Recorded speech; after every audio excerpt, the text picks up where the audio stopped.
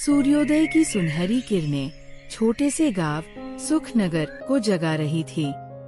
यहाँ रहता था एक मेहनती किसान रामू, जो अपनी बुद्धिमानी के लिए पूरे गांव में प्रसिद्ध था। आज भी नया दिन है, नई उम्मीदों के साथ।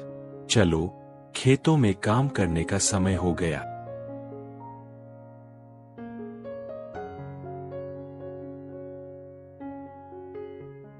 आज बाजार से बीज लेकर आना, खरीफ की फसल की तैयारी करनी है।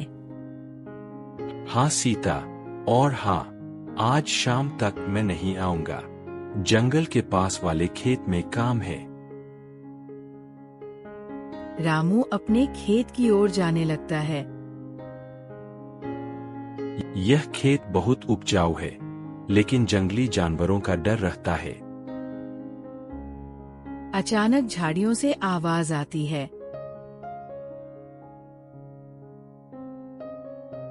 कौन है वहाँ? कहीं कोई खतरनाक जानवर तो नहीं? एक बड़ा सा हाथी झाड़ियों से बाहर आता है। रामू पहले तो डरता है, फिर हाथी के पैर में कांटा देखता है। अरे, इसके पैर में तो कांटा गड़ा है। रामू धीरे धीरे हाथी के पास जाता है। डरो मत, मैं तुम्हारी मदद करूंगा। हाथी शुरू में डरता है, फिर रामू की नेकी देखकर शांत हो जाता है। तुम मेरी मदद कर रहे हो? हाँ मित्र, हर जीव की मदद करना मेरा धर्म है। रामू सावधानी से कांटा निकालता है। धन्यवाद मित्र, मैं गजराज हूँ। तुम्हारी दयालुता मैं कभी नहीं भूलूंगा। मैं रामू हूँ, यहाँ का किसान। तुम जंगल से आए हो। हाँ, लेकिन शिकारियों ने मेरे झुंड को तितर बितर कर दिया। मैं अकेला रह गया हूँ। चिंता मत करो गजराज, यहाँ तुम सुरक्षित हो। लेकिन मैं तुम्हें परेशानी में तो नहीं डाल रहा? बिल्कुल नहीं। असल में मुझे खेतों में मदद की जरूरत है। क्या तुम मेरी मदद करोगे? हाँ मित्र, मैं तुम्हारी हर मदद करूंगा।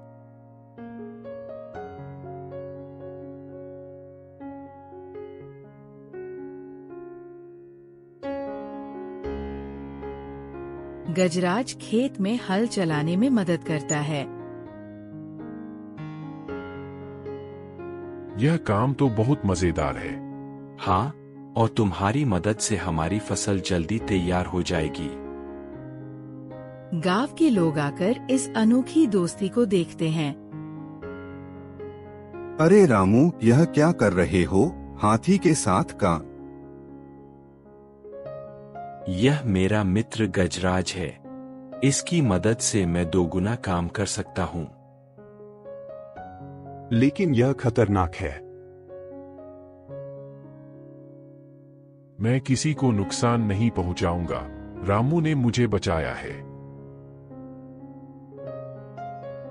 कुछ महीने बीते। गर्मियों में भयानक सूखा पड़ा। पानी की कमी से पूरा गांव परेशान था।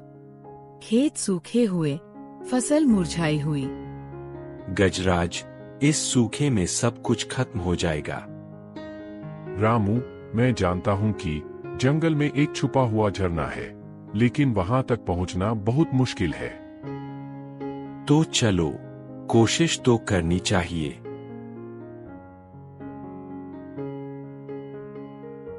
रामू और गजराज जंगल के लिए निकल पड़ते हैं। रामू, रास्ता बहुत कठिन है। कोई बात नहीं गजराज, हमारी मित्रता में इतनी ताकत है कि हम किसी भी मुश्किल से निकल सकते हैं।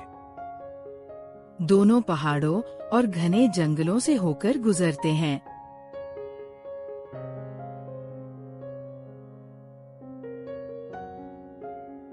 रामू, मुझे एक आवाज सुनाई दे रही है, पानी की आवाज। वाह, चलो जल्दी चलते हैं। रामू और गजराज एक सुंदर झरने के पास पहुंचते हैं।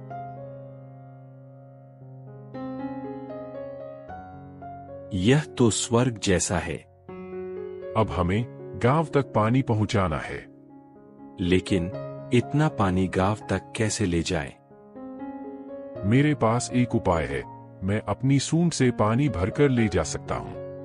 लेकिन यह तो बहुत धीमा तरीका है।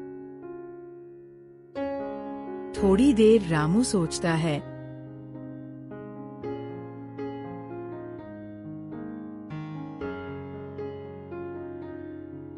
फिर वो नहर बनाने लगता है।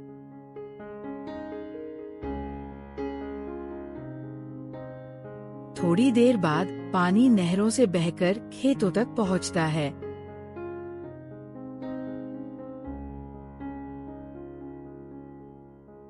गांव के लोग खुश होकर आते हैं। रामू, तुमने तो गांव की जान बचा दी। रामू और गजराज, तुम दोनों हमारे गांव के हीरो हो। अगली सुबह का समय था। रामू, एक बुरी खबर है, शिकारी गांव की तरफ आ रहे हैं। वे क्या चाहते हैं? वे गजराज को पकड़ना चाहते हैं। रामू, मैं यहाँ से चला जाऊंगा, तुम्हें परेशानी में नहीं डालूंगा। नहीं गजराज, तुम मेरे परिवार का हिस्सा हो, हम मिलकर इसका सामना करेंगे। शिकारी गांव में घुसते हैं।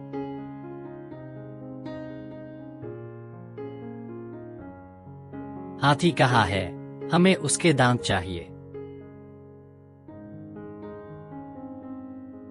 यह गलत बात है। गजराज एक निर्दोष जानवर है। हमें कोई परवाह नहीं, हाथी को हमारे साथ चलना होगा।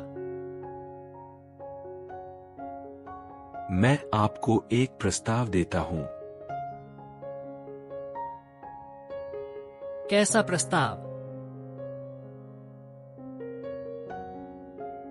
गजराज के दांत का मतलब है एक बार का फायदा, लेकिन जिंदा गजराज से हमेशा के लिए फायदा हो सकता है।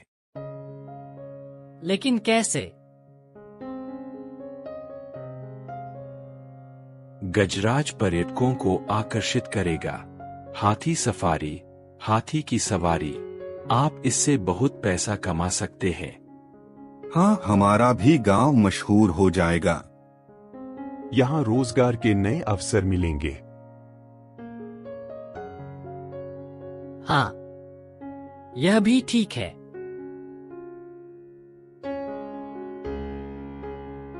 रामू, तुम्हारी बुद्धिमानी अद्भुत है।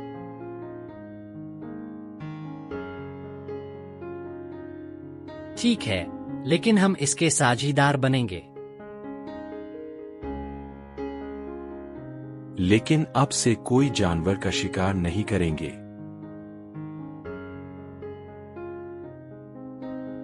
ठीक है।